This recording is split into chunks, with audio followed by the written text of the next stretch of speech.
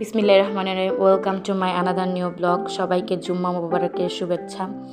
তো এখানে ফল কিনতেছিলাম, আপেল কিনেছিলাম, আঙ্গুর কিনেছিলাম, আর কমলা কিনেছিলাম, আর এখান থেকে দই কিনে নিয়েছিলাম। ফুলকলির দইটাও আমার কাছে খুবই ভালো লাগে। তো যাই হোক, আমি এখানে আমার এক আন্টির বাসায় যাওয়ার জন্য এগুলো নিয়েছিলাম। তো চলে গিয়েছিলাম সাভার বিরুলিয়া।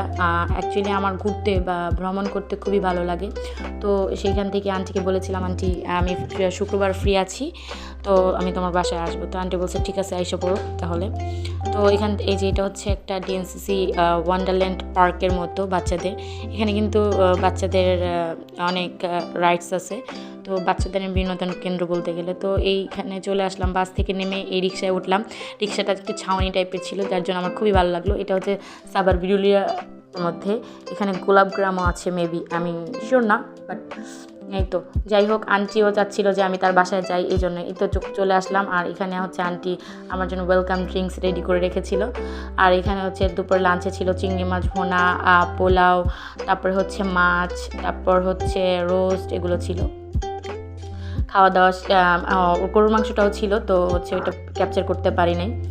যাই হোক, ভ্রমণ আমার এক ধরনের শখ বলতে গেলে। ভ্রমণ মানুষের জ্ঞানের পরিধি বৃদ্ধি করতে সাহায্য করে। তুমি কতটুকু শিক্ষিত তা আমাকে বলো না, তুমি কত জায়গায় ভ্রমণ করেছো সেটা বলো। সেটা হযরত মুহাম্মদ সাল্লাল্লাহু আলাইহি ওয়াসাল্লাম বলেছে। কুসংস্কার, গোঁড়ামি বা সংকীর্ণতার জন্য ভ্রমণ হলো মহাঔষধ। মার্ক টোয়েন বলেছেন, পুরো পৃথিবী একটি বই, যারা ভ্রমণ করে না তারা কেবল একটি পৃষ্ঠা পড়ে। সেন্ট অগাস্টাইন বলেছিলেন। তো আসলে এই কথাটা সত্য। ভ্রমণ কিন্তু এক ধরনের মহা ওষুধ বলতে পারেন। কখনো যদি কারো মন খারাপ হয়, আপনি যদি তাকে ঘুরতে নিয়ে যান, দেখবেন তার মনটা কিছুটা হলেও পরিবর্তন হবে। ভ্রমণ এক ধরনের মহা ওষুধ ভালো থাকার। আসসালামু আলাইকুম, টাটা।